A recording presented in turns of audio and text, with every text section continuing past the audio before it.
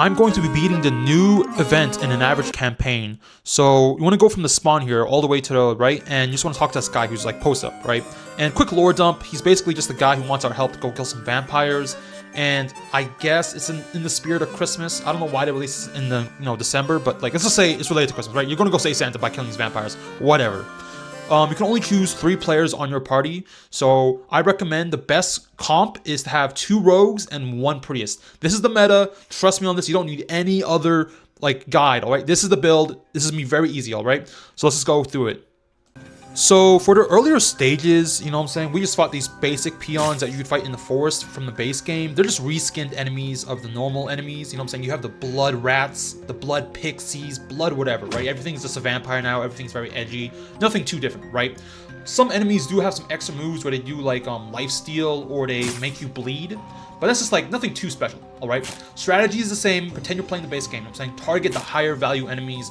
Like, for this example, we're targeting the pixie first, and then we fight the rats. You know what I'm saying? Basic stuff like that, okay? Don't worry too much in more earlier stages, and let's just continue on here.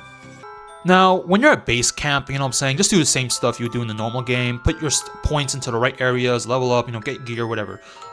There are some unique drops. Food is pretty important in this mode, I would say, as like the Halloween event.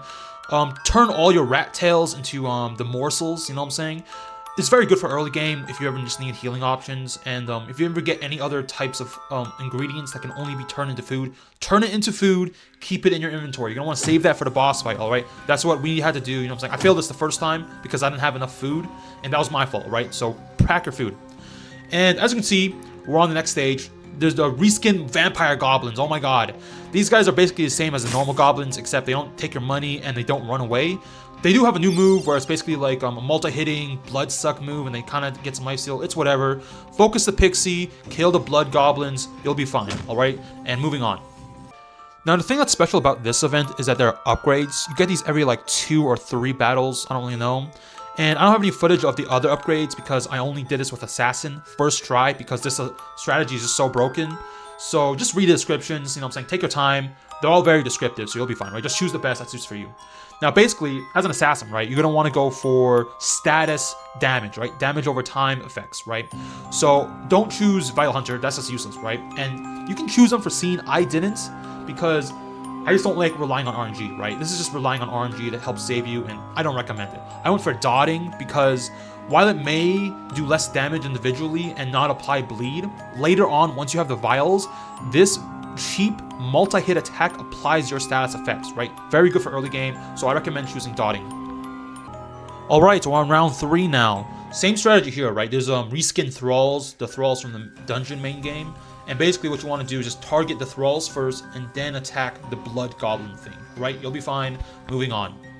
So by rest stop 3, you should probably start crafting some armor. You'll have enough materials to craft at least 1. Let the priest craft whatever he wants, you know what I'm saying? He'll be fine. For the 2 rogues, you'll basically just want one guy to craft stuff out of dark steel and the other guy to craft stuff out of cursed leather or whatever, you know what I'm saying? One guy will make the cloth boots, and then the other guy will make some dark steel chestplate, right? And every time you guys want to make armor, have one guy make something out of the metal and have the other guy make something out of the leather, right? So you're never colliding with each other and there's no fighting, all right? You're perfectly fine. Everyone has their own armor. Moving on. Final stage of this area, and now there's a blood vampire bear. Don't worry, use the same strategy you've been using, okay? Start prepping up, use your prep time, get your priest to use that energize thing, whatever. Target the pixies first, all right, because they'll heal the bear, and once they're dead, just everyone target the bear. Easy clear, you'll be fine. All right, so you defeated the bear. Nice work. Now that you're clear this area, you're gonna get this cutscene, quick lore dump recap. Basically, you're at the Knight's Encampment. The vampire's big house is right up ahead. You're gonna go defeat it, all right?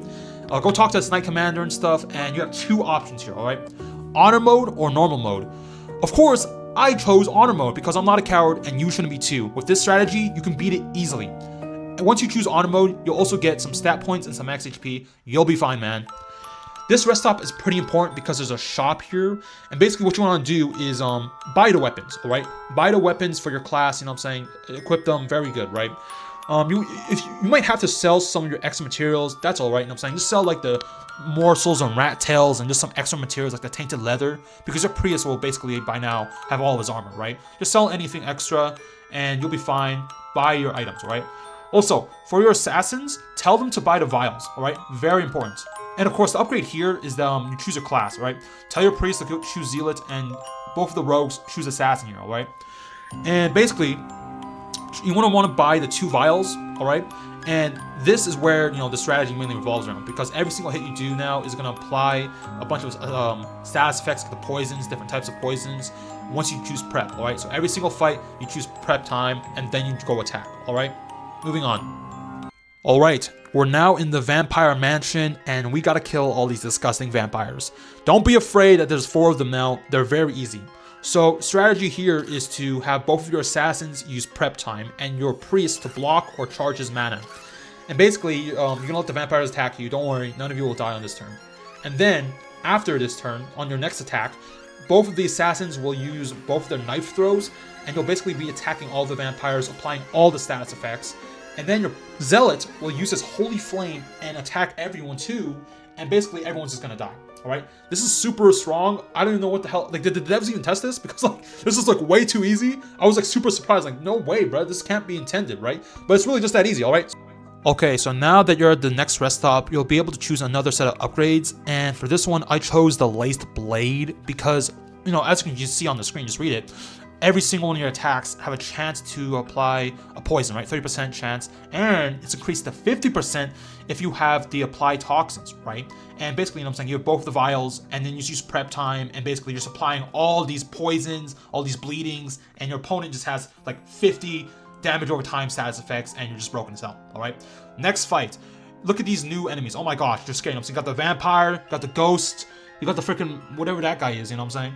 And don't worry about it, you know what I'm saying, because these guys may look very strong. They're a bit stronger, but just use the same strategy, you know what I'm saying? Both assassins, prep up, zealot, block, and then, you know what I'm saying, use your knife throws, use the holy flame, and this time, you know what I'm saying, your enemies won't instantly die because, you know what I'm saying, they're a little bit stronger, right?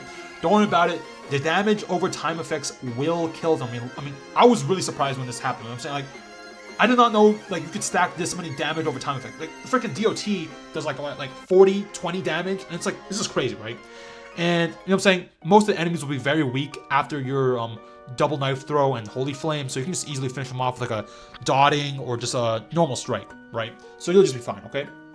For the next couple of rounds, you'll be fine. Same strategy, you know what I'm saying? Prep up, double knife throw, and then holy flame, and then whoever's left, just, you know, target them and kill them. You'll be fine. Very easy. Always check after every fight if you can make the rest of your armor, because you want to be fully armored for the final boss fight. And, you know what I'm saying? That's really just it for the rest of this. So let's just skip to the boss fight. Alright, so you're at the final rest stop before the boss fight and stuff. So just buy whatever you need here. And I'm saying, buy the materials for the armor, buy the weapon. You know what I'm saying? Just take your time here, read through everything, because like I think there's a class weapon for everyone, alright? And you know, if you're an assassin, just buy the dagger. And yada yada yada. Nothing really too complicated. Let's just move on to the mini boss fight first. Alright, so quick lore drop. You have these 2 random bums who are vampires who were just the servants, basically, of the main vampire. So there's 2 mini boss fights here, alright? And like, they're gonna be fighting at the same time. So, you know, get ready. So basically the strat here, right? You're gonna want to take out the marionette puppet guy first, alright? And then, after you take out the puppet, you're gonna want to focus on the girl first, right? Because the guy with the rapier, he has this like passive effect where if he dodges or blocks your attack, he does a counter attack, which is really annoying, you know what I'm saying? So that's why you want to attack the girl first, because she also has like a huge AoE, like, yeah, as you can see here, a bunch of AoE moves, right? You don't want to handle with that, so kill her first. And then the guy's counter attack passive should kind of run out by the time you kill the girl, and you'll be fine after that. Just target the guy, and it's an easy win. Alright, so you defeated both of the vampire servants, you know what I'm saying? They were bums. You get some achievements, right? And you basically wear their clothes, which is whatever, you know what I'm saying? If you want to wear those clothes, whatever. I don't really like them. Final rest stop before the actual boss fight. And, you know what I'm saying? There's no shop here, you know what I'm saying? Just put your stat points in if you have any left over. Get all your food ready. Just use everything, because it's the final rest stop, and you're just about to go fight the boss, right? So, you know what I'm saying? Get ready. You got this. Finally face to face with the edgy vampire guy, and he's choking that knight, you know what I'm saying? We gotta save him, you know what I'm saying? This evil doer, you know what I'm saying? This evil villain. We will be the one who defeats him. And oh my god, he has a freaking huge blood sword. Don't worry about it. If you followed my advice, you'll be fine. Easy win here. So for early game, same strategy, you know what I'm saying? Prep up for your assassins, you know what I'm saying? Block if you're the priest, and you know what I'm saying? Just continue on. Don't use any knife throws because, you know, it's just a single guy. It's just him. So it's just a very straightforward boss fight. You know what I'm saying? Use your moves like poke up, dotting, apply all the status effects you can. Once your prep time is out of duration and you can't apply any more status effects, I recommend just blocking, healing, and using your healing items, you know what I'm saying? And just keep repeating this until the boss is dead. For his first phase, of course, yes, he has a second phase. I mean, who expected that, right? Alright, it looks like he's on his last knees, alright? So we gotta finish him, alright? Deal the final blow. But oh my god, what's this? He's activating some aura. We can't move, we're all frozen in fear. Oh no! What the hell? It's time to finish this dance. What does he mean? Also, what were the developers thinking when they made this like dialogue, bro? This is so edgy.